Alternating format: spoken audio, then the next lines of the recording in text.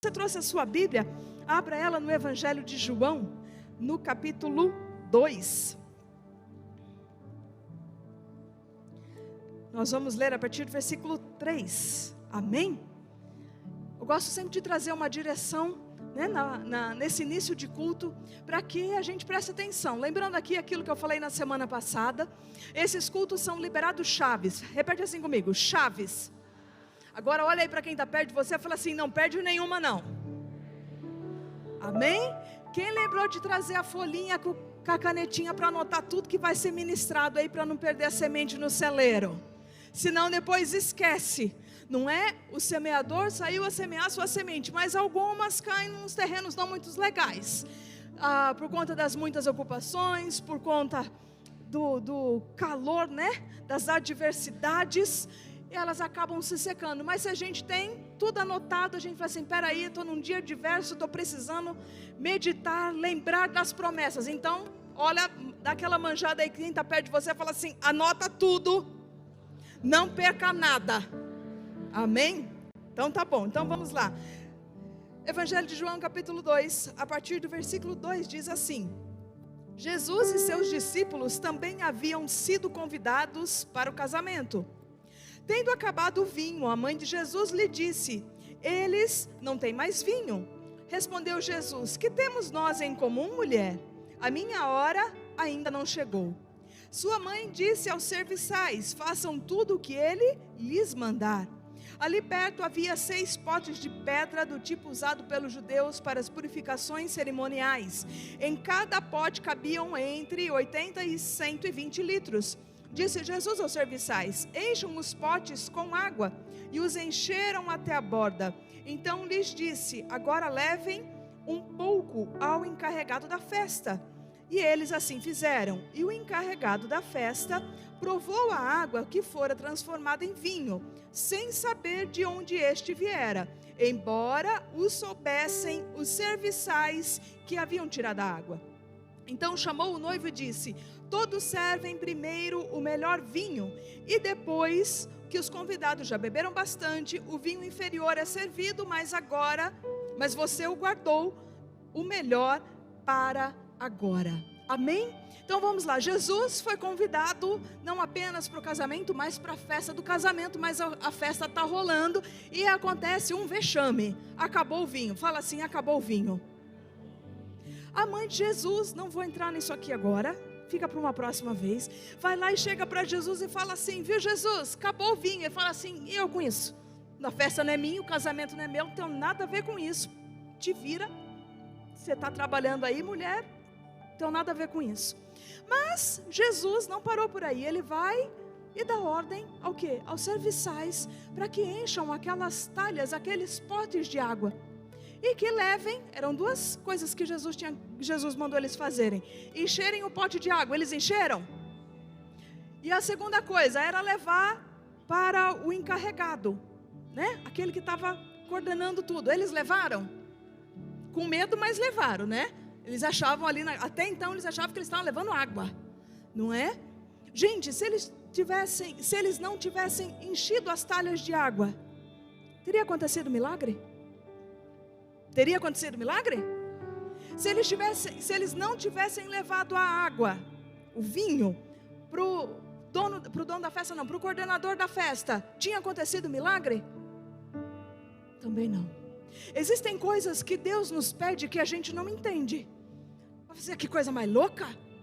Não é possível um negócio desse? Vou fazer nada não. E aí não destrava um milagre nas nossas vidas, simplesmente porque a gente quer entender milagre. Fala assim, milagre não se explica, milagre se vive. Jesus encontra com aquele cego, cospe no chão, faz um barro, um dos olhos dele fala assim, vai e lava no tanque de... Vocês não estão lendo a Bíblia. Amém. No tanque de Siloé. O cego foi se lavar? Bom. Ele foi lavar. Ele ficou curado? Ficou. Se ele tivesse ido lavar no tanque de casa, tinha resolvido? Qual era a diferença de ir no tanque de Siloé e no tanque de casa? A obediência. Acontece que Deus testa a nossa obediência. Repete comigo: Deus testa a nossa obediência. Desde quando? Desde sempre. Deus mandou o Abraão sacrificar o seu filho. Ele sacrificou?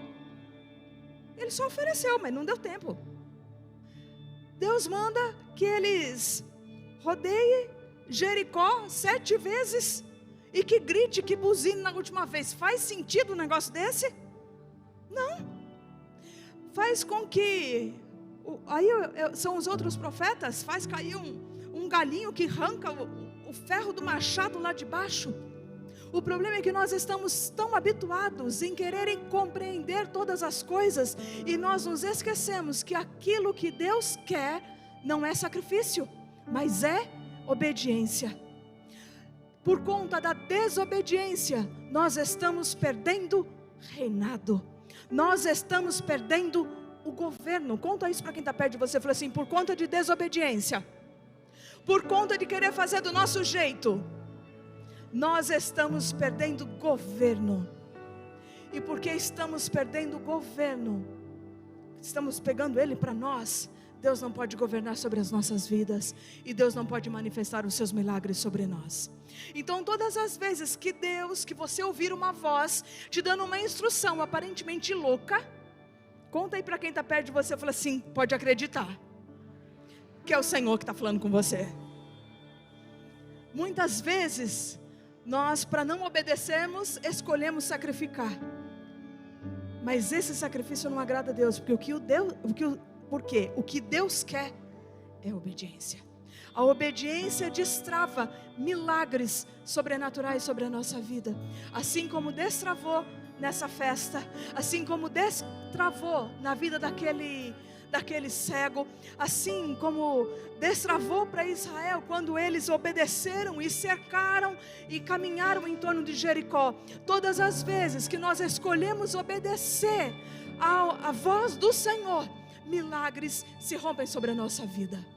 Então, que nesta noite, toda a direção que você receber, não tente entender, apenas obedeça. Conta isso para quem está perto de você. Fala assim: não tente entender os caminhos do Senhor, apenas obedeça. Conta para outro aí. Fala assim: ó, não entende não, você não foi chamado para entender. Fala: nem eu nem você fomos chamados para entender. A gente está aqui é para obedecer. Assim, porque maior é Deus. Os planos do Senhor são muito maiores do que os nossos, e Ele sabe o caminho que Ele deve tomar para trabalhar nas nossas vidas. Amém? Que a gente venha orar agora e falar assim: Senhor, que o meu coração, que os meus ouvidos estejam inclinados para não apenas ouvir a sua voz, mas ouvir a sua voz e obedecer. Amém? Então peça a Ele: Senhor, dá-me ouvidos para ouvir. Repete comigo: Senhor, dá-me ouvidos para ouvir, mas um coração disposto, quebrantado, para obedecer ao Senhor. Senhor, perdoa-nos por todas as vezes que ouvimos a sua voz, e porque não entendemos a sua direção, continuamos agindo da nossa maneira. E porque agimos da nossa maneira, nós não desfrutamos dos milagres do Senhor para a nossa vida. Mas nessa hora, nós rompemos com o nosso natural, para vivermos o sobrenatural, para vivermos os milagres do Senhor para as nossas vidas. Porque no ano de 2023, nós viveremos a glória do Senhor em cada um dos nossos dias.